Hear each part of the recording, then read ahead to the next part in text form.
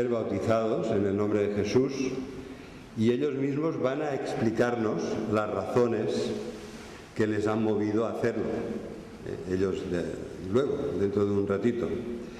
Yo también quisiera hablaros de esto y de las bases sobre las que se asienta nuestra forma especial de predicar el bautismo. A mí de pequeño me bautizaron en una pila bautismal, ¿no? Seguramente como a muchos de vosotros, y entonces ya veis que aquí esto es muy diferente, es otra forma, lo llamamos igual, pero es otra forma de practicar lo que Jesús nos ha dicho que como iglesia debemos hacer hasta que Él vuelva. No sabemos cuándo, el día ni la hora, pero hasta que Él decida volver, hasta que Él ponga fin a este mundo de egoísmo, de orgullo, de falsedad, de violencia, porque un día lo hará. Hasta ese día la Iglesia de Jesucristo practica esto que Él nos ha encargado, nos lo ha encomendado. Así que esa es la razón por la que lo vamos a hacer. Y mirad, justamente tenía esto en la mano porque aquí dentro, en la página central, tenéis una explicación de por qué lo hacemos así y no en una pila bautismal. ¿Por qué en las iglesias del conjunto monumental de Sant Pere de Tarrasa, por ejemplo, para mencionar una ciudad cercana a nosotros, hay 3 enormes bautisterios por inmersión? El de Sant Miquel, el de Santa María y el de Sant Pere. 3 allí en el parc de Vallparadís, en la parte central, donde el Vall de Vallparadís se divide en 2 brazos. Allí están las 3 iglesias y os animamos a que un día hagáis esta visita histórica, ¿no? con grandes aportaciones culturales. Es súper interesante. Así que a mí me parece que para la mejor manera de ver por qué lo hacemos así, cuál es la base para hacerlo así, es informarnos de cómo lo hacían Jesús y sus apóstoles. Porque en definitiva, ¿sabéis? Nosotros somos seguidores de Jesús, ¿verdad? Yo no soy un cura, en primer lugar porque no lo soy el pastor de la iglesia, pero ya veis que no voy con túnicas, con sotanas, y estoy casado, tengo 4 hijos, he tenido que pasar por diferentes etapas, algunas fantásticas, otras difíciles de la vida. ¿Por qué? Pues porque seguimos a Jesús, porque hacemos caso de lo que nos enseñó Jesús y no tanto de lo que dicen 20 siglos de historia de la Iglesia, ¿no? 20 siglos de concilios y declaraciones y los padres y los concilios, las encíclicas, los papas, ¿verdad? Nosotros, de verdad, es muy complicado, son muchos más inteligentes que nosotros porque el conocimiento que deben tener es vastísimo. Nosotros nos guiamos por la palabra de Dios. El Antiguo Testamento, que tiene 39 libros, que era la Biblia de Jesús. Jesús, Él vivió con esta Biblia, el Antiguo Testamento, los 39 libros proféticos donde se nos habla de un Dios creador, de un Dios de amor, de un Dios de justicia. Después a esta Biblia de Jesús se han añadido 27 documentos, libros, tratados, cartas, que es el Nuevo Testamento, 27 documentos más. Y esto es lo que tenemos en la Biblia, que de hecho el significado de esta palabra es biblioteca, no es libro, sino biblioteca. Es libros en plural, ¿no? Que habla de que en este libro, tal como lo tenemos encuadernado, hay toda la biblioteca. Hay 39 más 27, ¿verdad? Pues imaginaros cuánta sabiduría de Dios tenéis aquí, y al salir, si queréis, os queremos hacer obsequio de lo que para nosotros es tan valioso, la Biblia, la palabra de Dios, que nos ha hablado al corazón y que ha transformado nuestras vidas y las de Ramón, Charles y Helen. Así que me gustaría que nos centremos, a ver si llegamos porque el tiempo es corto, en una serie de personas que son claves para entender lo que significa el bautismo y cuál es la experiencia previa, la que han tenido ellos. ¿Cuál debe ser la experiencia previa de aquellos que se bautizan, que piden ser bautizados en el nombre de Jesús? Como os podéis imaginar, la primera persona clave es Jesús, ¿verdad? ¿Cómo podríamos empezar de otra manera? Jesús. ¿Qué relación tiene Jesús con el bautismo? Pues mirad, él fue bautizado por Juan Bautista. Jesús mismo fue bautizado. En aquel lugar donde Juan decía, arrepentíos de vuestros pecados, porque el reino de los cielos se ha acercado.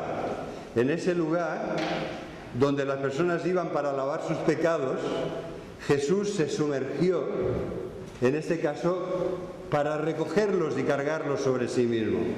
Se identificó con este pueblo de personas arrepentidas que buscaban el perdón de Dios. Y él fue al bautismo, pero no porque tuviera pecados para lavar, sino porque quería cargar sobre sí mismo nuestros pecados, nuestra culpabilidad, nuestras maldades, para salvarnos, para ofrecernos el perdón. El mensaje de Jesús, que fue bautizado por Juan en el Jordán, el mensaje de este Jesús que él mismo bautizaba a sus propios discípulos, el mensaje era muy sencillo: arrepentíos porque el reino de los cielos se ha acercado. Era un mensaje sencillo que en realidad ya lo había oído Jesús, porque era exactamente el mismo que Juan Bautista. Y entonces me gustaría que nos quedemos en esta segunda frase. Las dos son muy importantes, hablaremos del arrepentir un poco más adelante, pero la frase, porque el reino de los cielos se ha acercado. Vivimos en un mundo muy terrenal, muy lleno de cosas feas y malas, también lleno de cosas preciosas y buenas, ¿verdad? Vivimos en un mundo ambivalente. Es el mundo de Dios, es el mundo que Dios ha creado, es el mundo que Él sostiene y mantiene vivo. Pero en este mundo Jesús vino a traer un mensaje muy importante, y es el reino de los cielos, ese reino de luz, de amor, de justicia, de paz, de alegría, se ha acercado. ¿Y cómo? Pues en su propia persona, en este Jesús que fue gestado en el vientre de la Virgen María y que nació como un bebé más y que pasó hambre, frío, dolor, necesidad, sed, cansancio, agotamiento, decepción, traición. Jesús era un hombre como los demás, con una gran diferencia: sin pecado, sin maldad. Siempre estuvo con Dios, siempre obedeció a Dios, siempre amó a los demás, siempre les ayudó, siempre estaba allí cuando le necesitabas. Y este Jesús es el que se bautiza para cargar nuestros pecados. Este Jesús es el mismo que nos dice que Dios ha tomado la iniciativa para salvarnos. Arrepentíos porque el reino de Dios, el reino de los cielos, se ha acercado. Yo he venido a salvaros. Yo he venido a buscar y a salvar a los que se habían perdido. Yo mismo tuve esta experiencia hace muchos años. Y cuando era joven, como ellos, di exactamente este mismo paso, y de verdad, no vuelvo atrás. Sí, me arrepiento de muchas cosas que me han pasado en la vida, muchas cosas que he hecho mal, pero de esta nunca, no vuelvo atrás, nunca me arrepentiré, porque realmente Dios está ahí para ayudarnos, para cambiarnos, para hacernos mejores personas de lo que somos antes de conocerle. Entonces vamos a pasar a la segunda persona, la segunda persona clave para entender lo que es el bautismo. Jesús, cuando fue a bautizarse al Jordán, Juan lo miró y dijo: este es el Cordero de Dios, que quita el pecado del mundo. ¿Verdad? Esto es lo que él vino a hacer en ese acto del bautismo. Juan le dijo: pero ¿cómo vienes tú a mí a bautizarte si yo no soy digno de desatar las correas de tus sandalias? Deja, Juan, que conviene que obedezcamos a Dios y cumplamos todo lo que es justo. Y así se bautizó Jesús. La segunda persona clave es Simón. Si te digo solo Simón dirás: pues no sé si le conozco. ¿Conoces algún Simón? Pero si te digo que es Simón el cobarde, quizá vas cogiendo la idea. Si te digo que es el Simón que negó a Jesús 3 veces antes de que el gallo cantara, seguro que ya vas cogiendo la idea de quién es. Pedro. ¿verdad? El gran cambio en la vida de Simón, el cobarde, el que negó a Jesús, es que él se convirtió en Pedro, la roca, ¿verdad? Antes de que tomara este nombre Dwayne Johnson, la roca, ya lo tomó Pedro porque Jesús le dijo que él iba a ser la roca sobre la cual él iba a edificar juntamente con los otros 11 apóstoles la iglesia de Jesús. Entonces, ¿cómo se produjo esta gran transformación en el Pedro que unos 50 días antes, por miedo, había negado 3 veces a Jesús? Cuando le preguntaban, ¿seguro que tú eres uno de ellos? No, no, de ninguna manera, no le conozco. ¿Verdad? 3 veces negó a aquel que él había jurado defender con su propia vida. ¿Cómo es que una persona pasa de ser, como todos nosotros, ¿verdad? ¿Quién no ha tenido miedo? ¿Quién no ha tenido temor? ¿Quién no ha dudado? ¿Quién a veces no ha vacilado en hacer lo correcto por temor a las consecuencias que esto trae? Entonces, ¿cómo es que se produce este cambio de un hombre que es como nosotros en una persona dispuesta a recorrer todo el mundo, a dar la cara y a proclamar que Jesús es el Señor y que ha resucitado de entre los muertos? Vamos a leer, por favor, los que queráis, y si no, pues simplemente escuchar la lectura que voy a hacer en el libro de los Hechos de los Apóstoles, en este mensaje que dio Pedro el día de Pentecostés, 50 días después de la resurrección de Jesús. 53 días después de haber negado 3 veces a Jesús y decir de todas las maneras posibles, con sus palabras, con sus gestos, con el lenguaje corporal, que no le conocía, que no era de sus discípulos. ¿Qué dice el libro de los Hechos? Este es un libro de historia muy interesante que tenemos en la Biblia, que nos explica la historia de la iglesia del principio, la iglesia verdadera, la iglesia de Jesús, la iglesia que Jesús quería, la iglesia de los apóstoles, la iglesia que nos encantaría a nosotros ser hoy, aquí en Barcelona. ¿Verdad? Con todos nuestros fallos, este es el espejo en el que nos miramos para intentar entender y ser como Jesús quiere que seamos. Entonces, en este mensaje Pedro se pone en pie delante de una gran multitud que ha oído el estruendo del descenso del Espíritu Santo sobre la ciudad de Jerusalén, sobre los discípulos de Jesús que estaban allí orando y pidiendo y esperando que Dios les diera este gran regalo que es su Espíritu Santo, ¿verdad? Porque Jesús, el que murió en la cruz, el que está a la diestra del Padre, el que resucitó de entre los muertos al tercer día, Jesús está a la diestra del Padre. Pero Él ha derramado su Espíritu. ¿Creéis en los espíritus? ¿El mundo en el que vivimos solo tiene explicaciones materiales, científicas? ¿No creéis que hay más de lo que somos capaces de ver o experimentar en los laboratorios? Yo sí lo creo. ¿Por qué? Porque el Espíritu de Dios se mueve en este mundo que ha creado, en el universo que Él mantiene vivo, se mueve y sigue actuando sabia, poderosa y de una forma amorosa en este mundo en el que vivimos. Y los que lo hemos experimentado, y uno de ellos era Pedro, ya no podemos negarlo. Sabemos que esa intuición que tuvimos se ha ido confirmando a lo largo de los años de nuestra vida y que la presencia de Dios, por su Espíritu, que no vemos, ¿verdad? Pero que la presencia de Dios es muy real. Y este es el mensaje de Jesús, ¿verdad? Yo me voy a ir, pero os voy a enviar mi Espíritu, que es otro como yo. Es el Espíritu que trae la vida, es el Espíritu de luz, de paz y de gozo. Y este es el Espíritu que han recibido nuestros hermanos, todos aquellos que un día dijimos, Señor, no vuelvo atrás, he decidido seguirte, he decidido amarte, he decidido servirte y no vuelvo atrás, ¿verdad? Y este es el testimonio que ellos van a darnos hoy al subir a las aguas del bautismo. Muy bien, entonces, efectivamente, en este texto de la predicación de Pedro, que hay un resumen de la predicación de Pedro el día de Pentecostés, Pedro que empezó explicando, oye, no seáis mal pensados, estas personas que están aquí no están borrachos, como estáis diciendo, ¿verdad? Porque les oían hablar, les oían llenos de gozo, estaban con una expresión corporal que transmitía paz y gozo y alabanza a Dios. Oye, no seáis mal pensados, no están borrachos.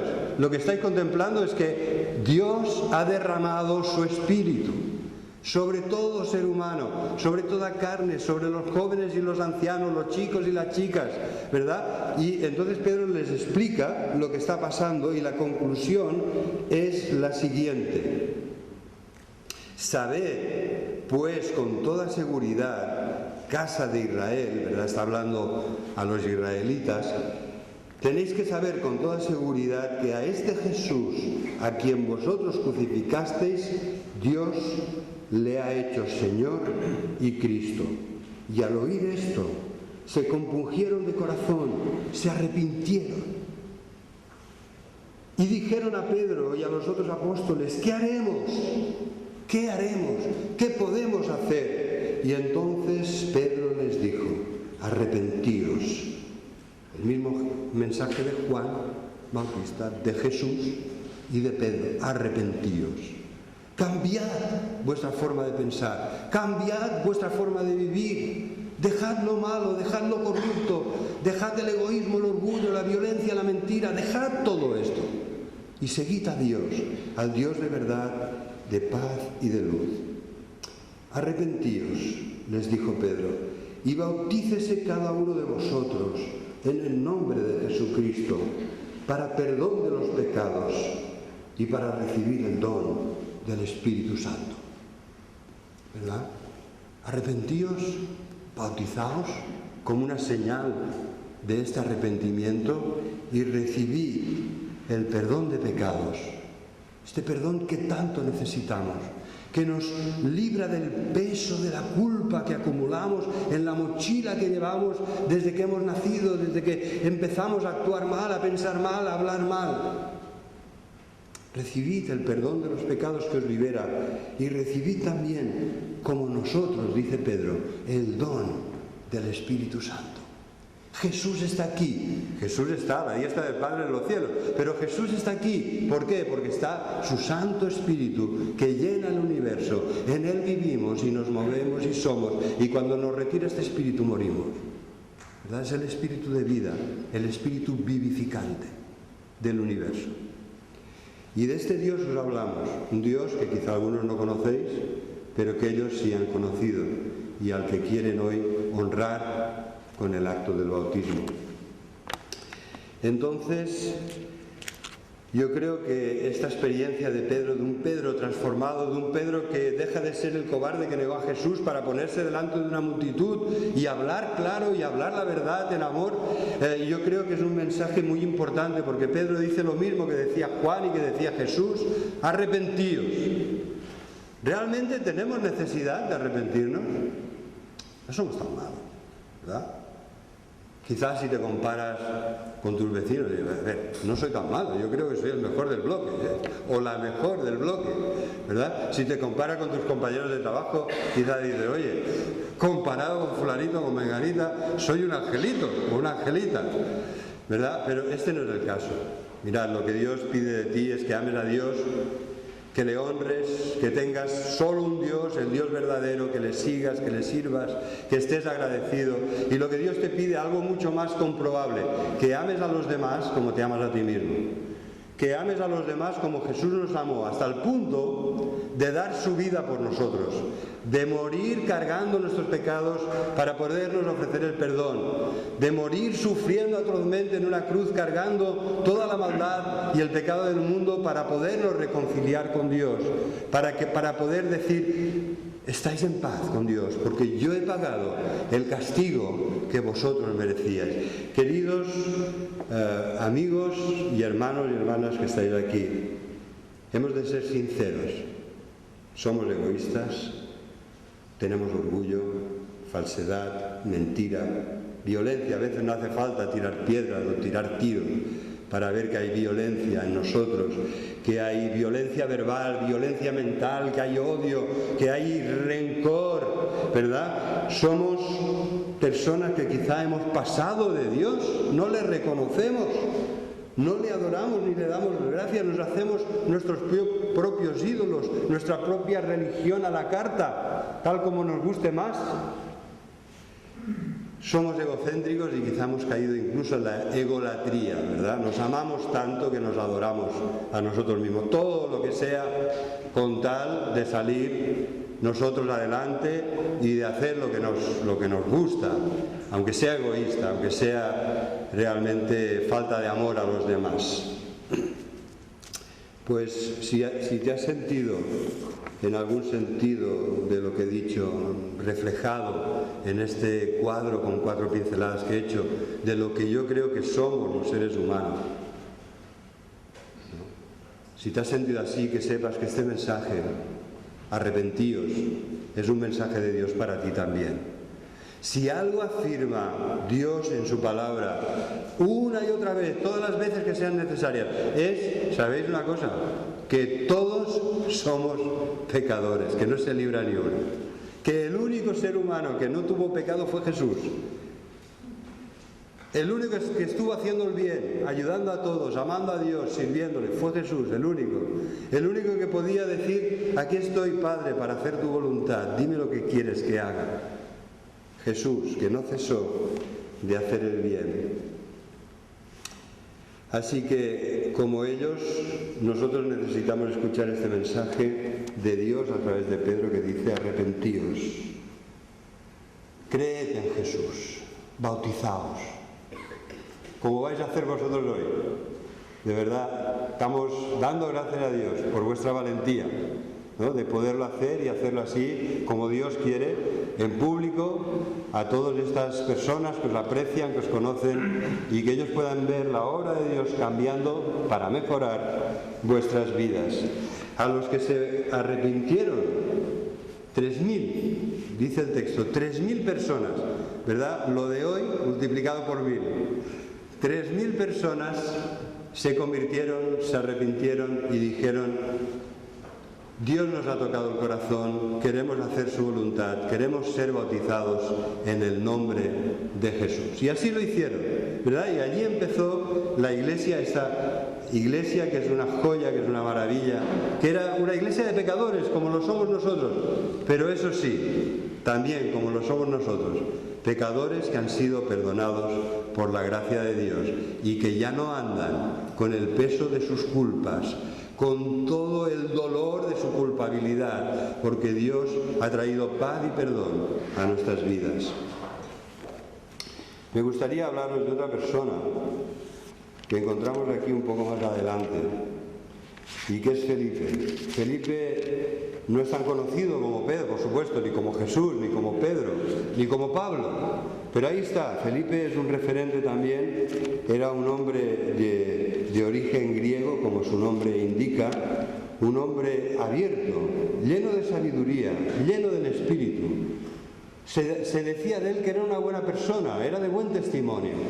Y este Felipe es clave para entender lo que es el bautismo. Lo encontramos en este mismo libro histórico de la Biblia, que es el libro de los Hechos, y se nos dice que Felipe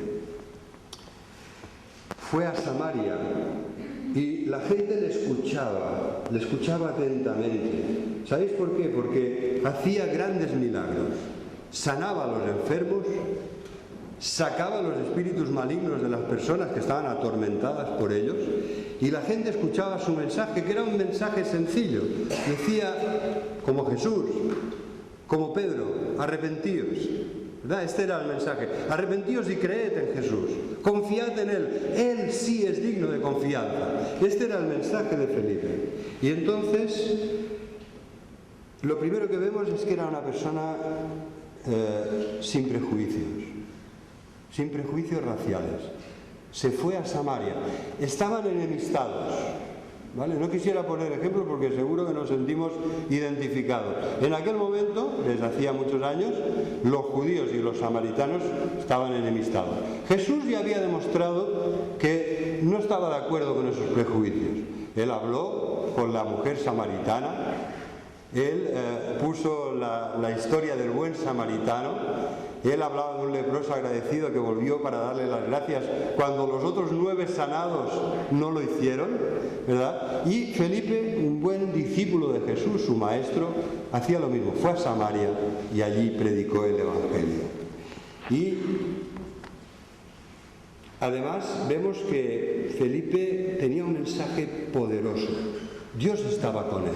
Lo importante de Felipe, cuando se describe como es que era una persona llena del Espíritu Santo. Y sabéis, lo mismo que se dice de Felipe es lo mejor también que pueden decir de nosotros, que somos buenas personas, de buen testimonio, con una vida que habla por sí misma, llenas de sabiduría, que no meten la pata fácilmente o a cada momento, y que son personas llenas del Espíritu Santo.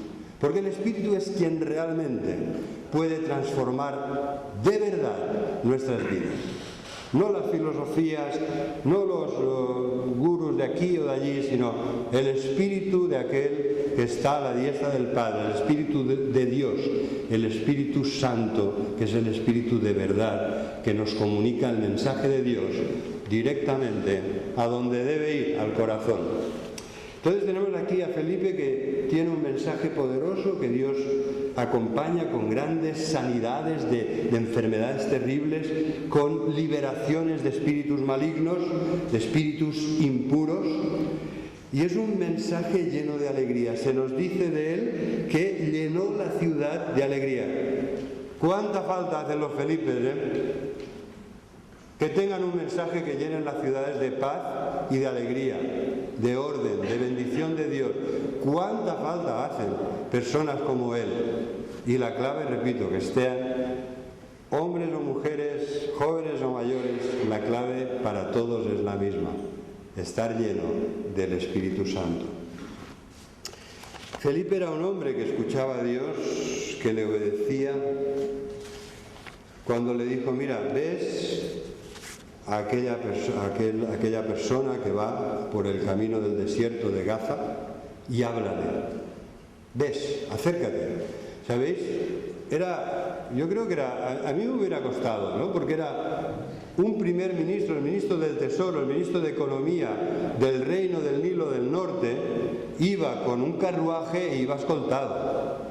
Y Dios le dice: acércate. Y Felipe le obedeció. No se detuvo: ay, Señor, pero es que es una persona muy importante, ¿qué me van a hacer los escoltas? No, se acercó, y entonces aquel hombre iba leyendo el profeta Isaías y no entendía bien lo que leía, y le preguntó a Felipe: ¿de quién habla esta profecía? Y Felipe le dice: hombre, pues habla de Jesús, del Cordero de Dios que quita el pecado del mundo, de aquel que como un cordero no abrió su boca, cargó nuestros pecados, recibió el castigo que nosotros merecíamos, el castigo de nuestra paz, que nos reconcilia con Dios. De este habla el profeta Isaías, de aquel que después resucitará y que después, por su espíritu, hará que miles y millones de personas a lo largo de los años y de los siglos tengan la misma experiencia que tuvo Pedro, que tuvo Felipe y que tuvo Pablo, por mencionar 3 personas muy conocidas. Y entonces también nosotros, como este primer ministro de Etiopía, también nosotros debemos escuchar la palabra de Dios o leerla. Os he ofrecido antes y lo he hecho de corazón. Si queréis, tenemos para vosotros la palabra de Dios, podéis llevarosla. Sería nuestra alegría que lo hagáis para leerla, porque no es una palabra simplemente humana como los miles de libros que puedes encontrar y leer. Es humana, pero también es palabra de Dios. Y si no te lo crees, léela. Lee la vida de Jesús, lee este libro de historia de la Iglesia, léelos y verás cómo es una palabra especial que aporta sabiduría y vida. Entonces, también nosotros, si lo hacemos, si somos una persona humilde que se atreve a pedir ayuda, que está dispuesta a recibirla como este primer ministro, ojalá los ministros estuvieran no tan dispuestos a recibir ayuda y buenos consejos como lo estaba este ministro del Nilo del Norte. Pero es una persona que se hacía las preguntas realmente importantes. ¿Quién soy? ¿A dónde voy? ¿Qué me espera? ¿Y quién es realmente Jesús? ¿De quién habla el profeta? Y a todas esas preguntas le responde Felipe con sencillez, y él responde diciendo: ¿qué impide que yo sea bautizado? ¿Verdad? Tenemos una persona, quizá puede ser tu caso hoy, y estás diciendo, bueno, ¿qué mensaje tan extraño? No es un mensaje político como oigo tan a menudo, no es un mensaje filosófico, no, es el mensaje de Jesús. Tú también puedes recibir el perdón y el Espíritu de Dios, y tú también puedes decir: yo también quiero ser bautizado. Y de verdad que estaríamos encantados de atender tus preguntas y tus comentarios al respecto de esto o de otras cosas. Así que vamos a acabar hablando de un caso mucho más conocido, que es el de Saulo. Saulo, a ver si os suena. Saulo también le cambiaron el nombre. Se ve que cuando las personas tienen que cambiar mucho, a veces es bueno cambiar el nombre. Saulo era un nombre que llevaba con orgullo. ¿Sabéis? Era el nombre del primer rey de Israel. Un gran hombre que le sacaba la cabeza a los demás. Y entonces Pablo dice que no era tan alto, que era un hombre más bien pequeño, pero llevaba el nombre de este gran rey con orgullo. Él era descendiente de Saúl, de la tribu de Benjamín, ¿no? Llevaba el nombre de sus ancestros. Y entonces Dios, que tiene sentido del humor, quiso cambiarle el nombre y que el gran Saulo fuera el pequeño Paulo. Paulus significa pequeño, Pablo. Entonces, realmente vemos también en la vida de Pablo una transformación tan impresionante que deberíamos detenernos 5 minutos en ella, ¿no? ¿Qué cambio tan grande pudo haber en este hombre que leo literalmente, Saulo, respirando aún amenazas y muerte contra los discípulos del Señor? Vino a pedir cartas y poderes para perseguir a los discípulos que estaban en la ciudad de Damasco, ¿verdad? ¿Qué actualidad tiene la Biblia, ¿no? Abrimos las noticias y siempre aparece Damasco. Pablo se encontró con Dios justo en las afueras de la ciudad de Damasco. Y entonces era una persona que quizá no te hubiera gustado conocer, ¿no? Respiraba amenazas y muerte. Quizá estos días podemos ver caras crispadas, que también vemos esa crispación de las amenazas, de la violencia, de esta violencia que Dios condena, venga de donde venga, ¿no? El Saulo que aprobó que mataran a pedradas al primer mártir de la fe cristiana, que es Esteban, ¿verdad? Este Saulo respiraba amenazas y muerte. En nuestra ciudad, uno de los mossos de escuadra está entre la vida y la muerte porque ha recibido una pedrada en la cabeza.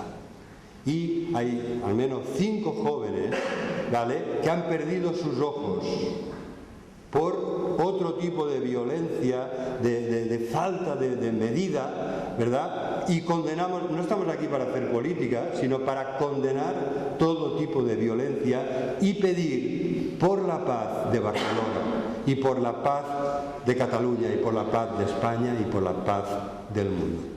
¿Vale? Perdonadme si en algún momento habéis pensado que yo iba a hacer algo de política, no es esta la intención, ¿verdad? Pero todo tipo de violencia, de todas las partes, de todas las guerras que hay en el mundo, Dios es un Dios de paz. Jesucristo es el príncipe de paz y Él condena todo tipo de violencia, excepto aquella que sea en defensa propia o en defensa de los pobres inocentes que están siendo hombres o mujeres maltratados o maltratadas. Entonces, en la vida de Pablo, este hombre que se creía grande y que Dios convirtió en el humilde pequeño Pablo, el gran apóstol de Jesucristo que tanto nos ha aportado, vemos una transformación todavía más impresionante que la del apóstol Pedro. A mí me impresiona más, porque este apóstol Pablo, de golpe, cuando está cerca de Damasco, es rodeado por una luz del cielo. Nótese que viene del cielo. Y esta luz le rodea, le envuelve y le deja ciego. Y entonces se produce un diálogo con la persona de la que emana esta luz del cielo. El diálogo es el siguiente: Saulo, Saulo, ¿por qué me persigues? Y entonces él pregunta: ¿quién eres? ¿Quién eres, Señor? Y Jesús responde: yo soy Jesús a quien tú persigues. Y entonces Pablo, Saulo, temblando y temeroso, dijo: Señor, ¿qué quieres que yo haga? ¿Sabéis quién era Pablo? Pablo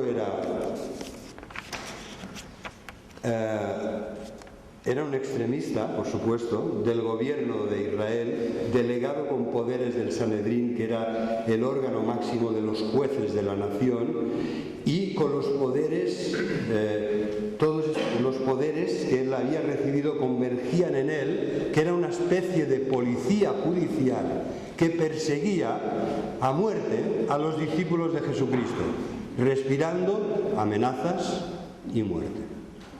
¿Verdad? Y este Saulo es cambiado por el apóstol de Jesucristo que predica el amor de Dios y que predica la reconciliación con Dios y con los hombres, y que predica que busquemos la paz con Dios y que seamos buenas personas, hombres y mujeres de paz. Y él da ejemplo con su propia vida. Vemos a un Pablo que se encuentra con Jesús y que entiende que Jesús, este Jesús al que él odiaba y perseguía, en realidad es el Señor del universo. Para un judío, aplicar el término Señor no era un trato de cortesía como vemos en el primer uso que hace del Señor, sino que: Señor, ¿qué quieres que yo haga? Pablo se da cuenta que está delante del Señor, que es el creador y el que sustenta y la máxima autoridad del universo en el que vivimos. Y en este momento Pablo cambia. Hay un cambio. De momento se ha quedado ciego, lo tienen que llevar de la mano y Jesús le dice: ve y espera que ya te diré lo que tienes que hacer. Pablo era muy sincero, le dijo a Jesús: Señor, ¿qué quieres que yo haga? ¿Verdad? Y yo creo que esta es la misma pregunta que le debemos hacer todos a Dios y a Jesús, a la diestra del Padre. Señor, ¿qué quieres que haga? Y entonces el mismo Señor que le derribó en el camino de Damasco le levanta, porque le envía un mensajero que ora por él, y lo que le dice es: mira, hay un hombre en tal dirección que está orando, se llama Saulo. Y él lo dice: no me irás a pedir que vaya a ver que yo, que soy discípulo tuyo, Jesús, vaya a ver a Saulo, hombre que está persiguiendo a muerte a todos los que pueda atrapar. Le dice: sí, ves. Y va y ora, le dice: Jesús me ha enviado, ora por Pablo. Pablo recobra la vista y Pablo se levanta después de estar orando y ayunando unos días, se levanta para ser bautizado. Y Ananías le dice: ¿por qué no te bautizas invocando el nombre de Jesús para que sean lavados tus pecados? Y con esta historia de la transformación de Pablo podemos llegar a la conclusión de que también nosotros, como Ramón, como Chaps y como Helen, podemos reconciliarnos con Dios si pedimos el perdón de nuestros pecados, si creemos en Jesús, poniendo nuestra confianza en Él, porque solo podemos ser salvos por medio de la gracia de Dios, no por nada que hagamos, no por nada que merezcamos, sino por lo que Jesús ha hecho por nosotros en la cruz cuando cargó nuestros pecados, llevó nuestras culpas y nos reconcilió con Dios. Él nos ofrece la vida eterna, el perdón de los pecados. Arrepiéntete y cree en Jesús. Esto es lo que Él espera de cada uno de los seres humanos. Arrepiéntete porque eres un pecador y cree. Confía en mí. Yo haré todo lo necesario para salvarte. De hecho, ya lo he hecho. Confía en mí. Amén. Amén.